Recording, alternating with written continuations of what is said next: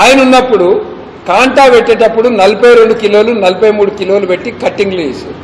ఈయన గెలవంగానే ఒక మొదటి పంటకు వేయండినే పోయి కట్టింగులు లేవు అని ఒక మొదటి పంటకు మాత్రం బరాబర్ కాంటా పెట్టారు.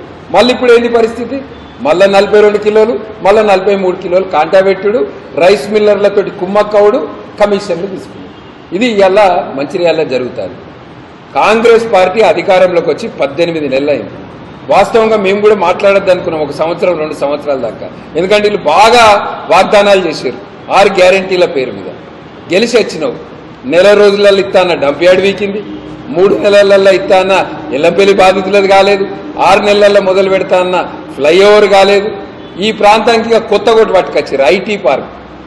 సిద్దిపేట ఐటీ పార్క్ ఒక్కడ అత్తలేడు, దిక్కులేడంటే ఇక మంచిర్యాలలో నువ్వు ఐటీ పార్కులు పెట్టి ఐటీ కంపెనీలతో ఇట్లా కొత్తగా దందాలు చేసి పేద ప్రజల భూములు గుంజుకొని కబ్జాలు చేసి కమిషన్ల కొరకు ఇవన్నీ కూడా కొత్త కొత్త స్కీములు వేసుడు తప్పించి 18 నెలలు అయింది మీరు గెలిచి. 18 నెలల మా అక్కలకు చెల్లెళ్ళకి అందరికీ తులం బంగారం, స్కూటీ, నెలకు 2500 అన్నారు. ఏడవైంది. నిరుద్యోగులకు ఆ టీఆర్ఎస్ వాళ్ళు నెలకు 3000 ఇస్తామంటే ఇల్లు 4000 ఇస్తామన్నారు. ఏడవైంది. 3000 ఏడవైనాయి, 4000 ఏడవైనాయి. రైతులకు రైతు భరోసా ఏడవైంది. రుణమాఫీ ఇంకా చక్కగా కాలేదు, రైతులను ఇబ్బంది పెట్టుడు. ఇట్లా కాంగ్రెస్ పార్టీ అంటేనే 420 పార్టీ, 420 పార్టీ. ఇంకేం చెప్తాడు? తెలంగాణ మొత్తంలోనట మంచిర్యాల నియోజకవర్గం రోల్ మోడల్ అవుతుందట. దేంట్లో రోల్ మోడల్ అవుతుంది సార్?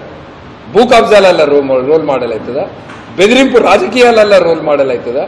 గ్యాంగులు పెట్టి నల్పించుట్ల రోల్ మోడల్ అవుతుందా? ఇవాళ మంచిర్యాల గురించి తెలంగాణ మొత్తం చర్చ అవుతుంది. మంచిర్యాలలో పెట్టినన్ని అట్రాసిటీ కేసులు ఇంకెక్కడ లేవు. మంచిర్యాలలో పెట్టినన్ని ప్రతిపక్ష పార్టీ నాయకుల మీద కేసులు ఇంకెక్కడ పెట్టలేదు. మంచిర్యాలలో జరిగినన్ని దాడులు ఇంకెక్కడా జరగలేదు. రాజ్యాంగాన్ని వీళ్ళే కాపాడతారట అని కాంగ్రెస్ పార్టీ వాళ్ళు అంతా ర్యాలీలు చేశారు. మీ స్వంత పార్టీ ఎంపీకి కనీస గౌరవం లేదు, ప్రోటోకాల్ లేదు. ఇక మీరు ఇక వేరేళ్ళ గురించి మాట్లాడతారు. ఇట్లా కాంగ్రెస్ పార్టీ అన్ని వర్గాలు, అటు సింగరేణి కార్మికులను, రిటైర్డ్ కార్మికులను, సింగరేణి పట్టాల సమస్య, ఇటు ఎల్లంపల్లి బాధితులను, అటు రైతులను, ఇక్కడ మంచిర్యాల పట్టణంలో ఉన్న సమస్యలు ఏవి కూడా పరిష్కరించకుండా